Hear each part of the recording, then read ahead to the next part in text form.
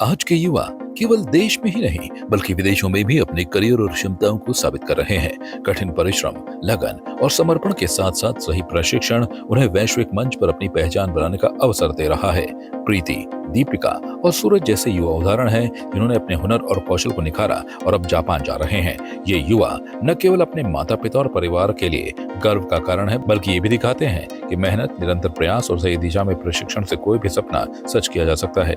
Learn it institute of skills और एक निजी संस्था के सहयोग से आयोजित SSW specified skilled worker programme के तहत 3 और युवा छात्र छात्राएं जापान में कार्य अनुभव प्राप्त करने के लिए रवाना होने जा रहे हैं। इस मौके पर चयनित छात्रों के सम्मान में संस्था ने एक विशेष समारोह का आयोजन किया जिसमें छात्र छात्राओं के अभिभावक भी बड़ी संख्या में उपस्थित रहे। जापान जाने वाले छात्रों में टिहरी गढ़वाल से प्रीति नेगी और सूरज तथा अल्मोड़ा से दीपिका शामिल हैं। समारोह के दौरान छात्रों ने संस्था और प्रशिक्षकों का आभार जताया और कहा कि ये अवसर उनके करियर के लिए एक नई दिशा और अवसर लेकर आएगा। आयोजन में मुख्य अतिथि के रूप में एडिशनल सेक्रेटरी मनमोहन मैनाली और मैनकाइंड फार्मा के CSR हेड अखिलेश डिमरी इस मौके पर मौजूद रहे। अतिथियों का स्वागत स्मृति चिन्ह भेंट कर किया गया। कार्यक्रम की शोभा बढ़ाने के लिए लर्न इट स्किल्स के छात्रों ने एक खास प्रस्तुति दी। उन्होंने जापानी भाषा में गीत प्रस्तुत किया जिससे माहौल में उत्साह और जोश का संचार हुआ। इस प्रस्तुति ने समारोह को और भी जीवंत और यादगार बना दिया।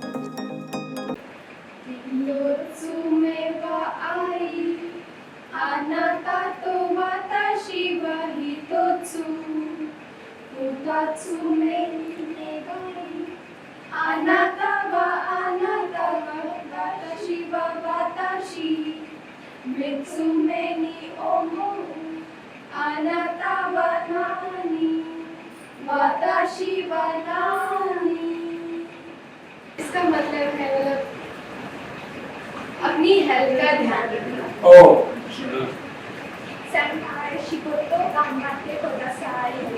इसका मतलब है कि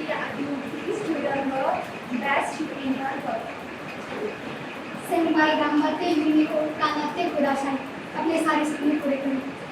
मनमोहन मैनाली ने जानकारी दी कि चयनित छात्रों में से 2 को मुख्यमंत्री विदेशी रोजगार योजना के तहत शुल्क में अनुदान भी प्राप्त हुआ है। ने कहा कि राज्य सरकार इस योजना को जारी रखेगी ताकि प्रदेश के अधिक से अधिक युवा वैश्विक स्तर पर करियर बनाने के अवसर पा सकें। अखिलेश डिमरी ने कहा कि उत्तराखंड के दुर्गम पर्वतीय जिलों के युवाओं ने विदेशी भाषा और संबंधित तकनीकी कौशल में दक्षता हासिल कर ओवरसीज करियर बनाने की दिशा में उत्कृष्ट प्रदर्शन किया है। दीपिका ने कहा कि इस प्रोग्राम के बारे में उसके दोस्त ने उन्हें बताया था। 1 साल का कोर्स पूरा करने के बाद अब वो भी जापान जा रही हैं और अवसर को लेकर बेहद खुश और उत्साहित हैं। ये जो प्रोग्राम है मुझे अपनी दोस्त से पता चला था। मेरी जो दोस्त है हम 12th में एक साथ पढ़ते थे, तो वो उसके पापा ने इस प्रोग्राम के बारे में बताया तो मुझे काफ़ी अच्छा लगा कि वहाँ पे तुम्हें अच्छी अपॉर्चुनिटी मिल रही है। तो फिर मैंने भी ट्राई करा 2023 में जब मेरा 12th हो गया था। उसके बाद मैं इस प्रोग्राम में आई तो फिर मैंने अपने एग्ज़ाम क्लियर करे इसके जापानीज़ लैंग्वेज के, नर्सिंग के।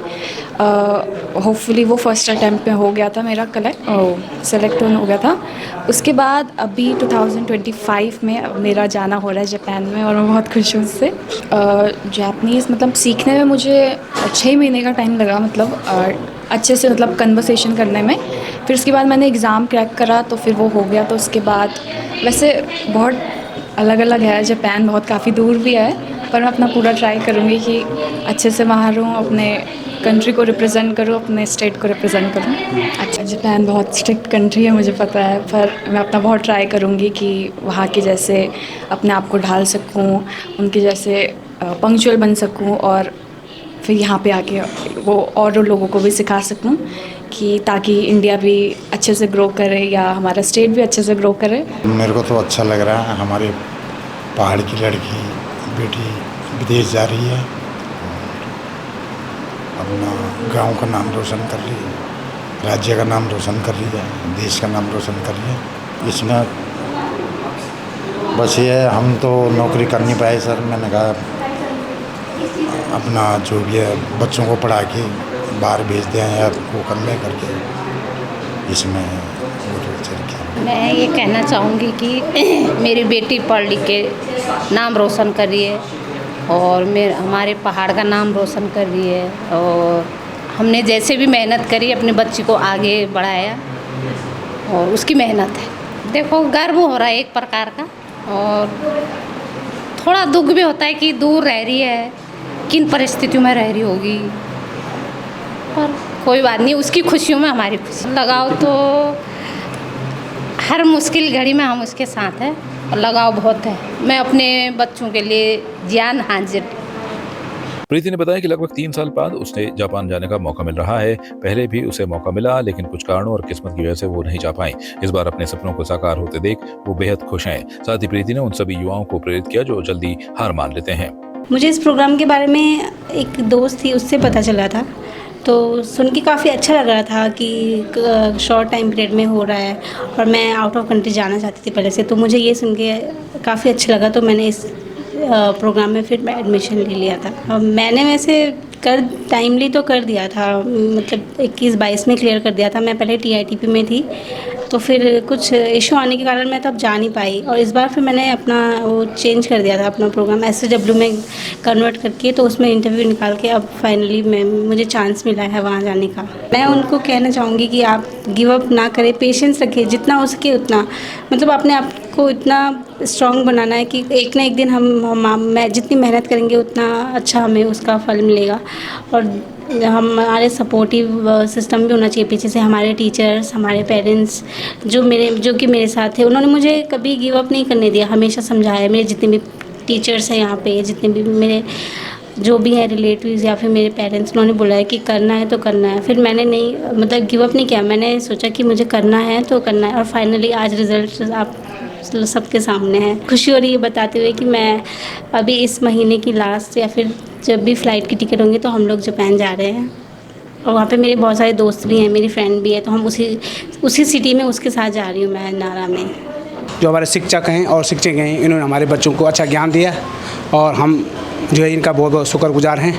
और जो इस संस्था के जो इस भारत में ये कार्यरत हैं, जो सिखाते हैं, उनका बहुत बहुत शुक्रिया। और बच्चे जापान जा रहे तो खुशी तो होती है, खुशी का वो है। एक अपने बच्चे के साथ हम और भी बच्चों को किसी को जापान भेजेंगे। मैंने तो पूरा विश्वास था कि एक दिन हमारी बच्ची जाएगी और हमने इनका पूरा गाइडेंस किया कि बेटा वो ज़रूर एक दिन जाएगी, ज़रूर करके तू मेहनत कर, मेहनत का फल जो है हमेशा भगवान दे ही देता है। नहीं खुशी की बात, हमारे कोई दिक्कत नहीं, बहुत अच्छा है, मेरे को तो खुशी है एकदम ना कि बहुत अच्छा है, कोई बात नहीं। हम तो हाँ खुशी की जहाँ खुशी तो है, दुख तो क्या है भाई, ये तो वहाँ जाने के लिए तो भाई साहब हर आदमी का वो नहीं। हाँ जी, और बच्चों को हम बोलेंगे, ये शिक्षा देंगे बच्चों को कि देखो आज हमारी बच्ची वहाँ जापान चलेगी और बच्चे अपने रिश्तेदार हुआ, अपने गाँव के हुए, अपने इधर के सब बच्चों की शिक्षा देंगे कि आप जो है उस इंस्टीट्यूट को ज्वाइन करिए और वहाँ सीखिए और आप जापान जाइए। सूरज ने बताया कि शुरू में जापानी भाषा सीखने में उन्हें थोड़ी मुश्किलें आई, लेकिन कुछ समय बाद यह उनकी बड़ी रुचि और जुनून बन गया। लगातार अभ्यास और मेहनत के चलते उन्होंने भाषा में दक्षता हासिल की। लर्निंग इंस्टीट्यूट के बारे में मुझे पता चला क्योंकि पहले मेरा फ्रेंड गया था वहाँ, तो वो तो वैसे गया था वर्क वीज़ा पे, वो कुकिंग के वीज़ा पे गया था। लेकिन उसके बाद मैंने यूट्यूब में सर्च मारा और मेरे भाई ने न्यूज़पेपर में देखा था कि लर्निंग के बारे में कि यहाँ पे कोर्स करा के, नर्सिंग कोर्स करा के वहाँ जापान जाया जा सकता है। मैं तो SSW वीज़ा के तहत जा रहा हूँ। इसमें होता है स्पेसिफाइड स्किल वर्कर। इसमें ये होता है कि हमें जो नर्सिंग केयर टेकर है उसका एग्ज़ाम हमें निकालना पड़ता है। वो एग्ज़ाम होते हैं इंग्लिश नर्सिंग केयर और जैपनीज़ नर्सिंग केयर, दोनों एग्ज़ाम निकालने पड़ते हैं और हमें एक N4 का एग्ज़ाम क्लियर करना पड़ता है। पहले तो काफ़ी एफ़र्ट करने पे, क्योंकि पहले तो जब वर्ड ही सीख रहे थे तो काफ़ी टफ लग रहा था, लेकिन हमने ठान रखी थी कि ये काम करना है। और जब हमने वर्ड सीख लिए तो उसके बाद थोड़ा इजी लगने लग गया, फिर हमारा पैशन भी बन गया वो, तो फिर हम उसके करते जाए। हमने कुछ एग्ज़ाम दिए, हम उसमें क्लियर नहीं हुए, फिर हमने सोचा कि हम आगे करते जाएंगे, तो फिर हम उसको करते आखिर हमने क्वालिफाई कर ही दिया। तो मैं बच्चों को जैपनीज़ लैंग्वेज के बारे में बताता हूँ और वहाँ के तौर तरीके क्या चीज़ें होती हैं वहाँ पर, सब चीज़ें दिखाता हूँ और बताता भी हूँ। पहले मैंने सबसे पहले एनिमे देखना स्टार्ट किया था। एनिमे के बारे में कुछ लोग जानते होंगे। पहले मेरी ये हॉबी की तरह था, लेकिन मुझे बाद में पता चला कि जैपनीज़ लैंग्वेज में कितने ज़्यादा कैरियर ऑप्शंस हैं। अगर आप IT के थ्रू जाते हैं जापान में, तो IT के आपको पता है टेक्नोलॉजी में सबसे ज़्यादा एडवांस में जापान नंबर 1 पे आता है, नंबर 1 या फिर इसमें नंबर लिस्ट में आता है। तो उस चीज़ को लेके मेरे को टेक्नोलॉजी में पहले से बहुत ज़्यादा इंटरेस्ट था, तो मैंने जैपनीज़ के साथ साथ टेक्नोलॉजी पे भी अपना मतलब हाथ पढ़ना शुरू किया। तो उस हिसाब से मुझे पता लगा कि जैपनीज़ को करके हम लोग बहुत अच्छी सैलरी कर सकते हैं, जापान में काम कर सकते हैं। और जापान जाने के लिए आपके लिए जैपनीज़ बहुत ज़्यादा मस्ट है कि N4 तो आपका मस्ट होना ही चाहिए। तो पहले मैंने वो एक हॉबी की तरह स्टार्ट किया था, लेकिन अब मैं कैरियर बनाना चाहता हूँ उसे। लर्नेड स्किल को अभी तक मुझे 3 हफ्ते हुए हैं और मैंने इसे ऑनलाइन मतलब ऐसे जॉब सर्च करा था। एक्चुअली बहुत ज़्यादा एक दिन बस मेरे को ऐसे ख्याल आया कि मुझे जॉब के साथ साथ पढ़ाई करनी चाहिए अपनी, तो मैंने बस जॉब सर्च किया और मुझे लर्नेड के बारे में पता लगा और मैंने इंटरव्यू वगैरह क्लियर किया और मैं सेलेक्ट हो गया। तो अभी मैं एक लैंग्वेज ट्रेनर हूँ लर्नेड में। लर्नेड स्किल्स के क्षेत्रीय प्रमुख रमेश पेटवाल ने बताया कि अब तक 150 से अधिक युवा जापान में सफलतापूर्वक कार्यरत हैं, जिनमें 25 से अधिक उत्तराखंड से हैं। उन्हें यह भी साझा किया कि हाल ही में 3 जापानी कंपनियों ने देहरादून प्रशिक्षण केंद्र का दौरा किया और यहाँ के युवाओं को कृषि और फूड प्रोसेसिंग सेक्टर में रोजगार के अवसर प्रदान किए, जबकि 2 युवाओं को फूड प्रोसेसिंग क्षेत्र में नौकरी का ऑफर भी दिया गया। तो ये तो एक जैसे हमारे लर्नेड इंस्टीट्यूट ऑफ स्किल्स का जो हमारे कॉन्टीन्यूस प्रोग्राम है, और इसमें हम जो भारत सरकार का प्रोग्राम है TITP एंड SSW है, टेक्निकल इंटर्न ट्रेनिंग प्रोग्राम, और SSW, इन 2 प्रोग्राम के अंतर्गत हम बच्चों को प्रशिक्षण कराते हैं जापानी भाषा का N5 से लेकर N4 लेवल तक। उसका थोड़ा सा उनको नर्सिंग का बेसिक कोर्स कराया जाता है और फिर हम जापान में जो जिन एम्प्लॉयर्स के साथ हमारा टाई अप है उनका इंटरव्यू करा के उनको वहाँ पे सिलेक्शन किया जाता है। तो इसी प्रोग्राम की कॉन्टिन्यूटी में 3 बच्चे और सेलेक्ट हुए हैं। इसमें प्रीति घंसाली टिहरी से है और दीपिका अल्मोड़ा से है और एक हमारा स्टूडेंट है सूरज जो कि गजा टिहरी से है।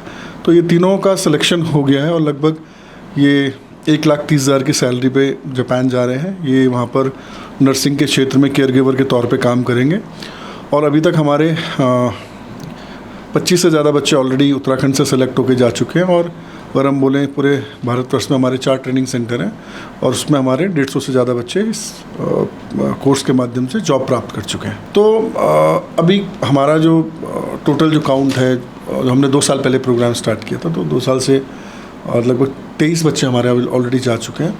अच्छी बात हुई कि जो बच्चे अभी तक 23 गए वो सारे के सारे स्वास्थ्य क्षेत्र से गए, बट इन बच्चों ने इतना अच्छा काम वहाँ पे किया है कि इसका इम्पैक्ट ये हुआ है कि जापानीज़ 3 कंपनियाँ हमारे पास आई थी पिछले महीने, उसमें अदर देन हेल्थ सेक्टर वो एग्रीकल्चर सेक्टर और फूड प्रोसेसिंग से आई। उन्होंने पायलट फेज़ में ऑलरेडी 4 बच्चों को ऑफर लेटर दे दिए हैं एग्रीकल्चर सेक्टर में काम करने के लिए और 2 बच्चों को उन्होंने ऑफर लेटर दिए फूड प्रोसेसिंग में। ये जो 6 बच्चे हैं ये दिसंबर या जनवरी में जापान फ्लाई करेंगे।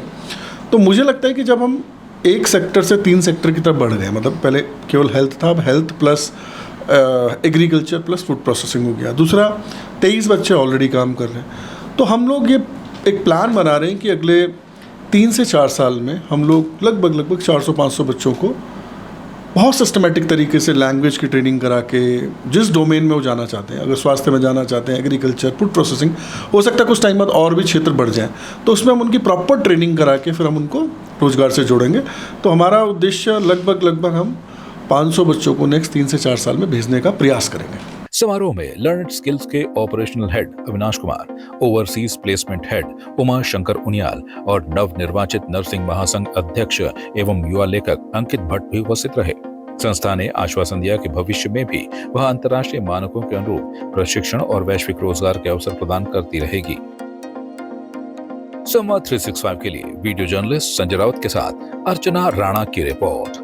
आपकी इस पर क्या राय है, हमें कमेंट कर जरूर बताएं। इसके साथ ही आप हमारे YouTube चैनल को सब्सक्राइब कीजिए। आप हमें Facebook, Instagram, Twitter पर फॉलो भी कर सकते हैं और संवाद 365 के साथ एक क्लिक में जुड़ने के लिए डाउनलोड कीजिए संवाद 365 ऐप।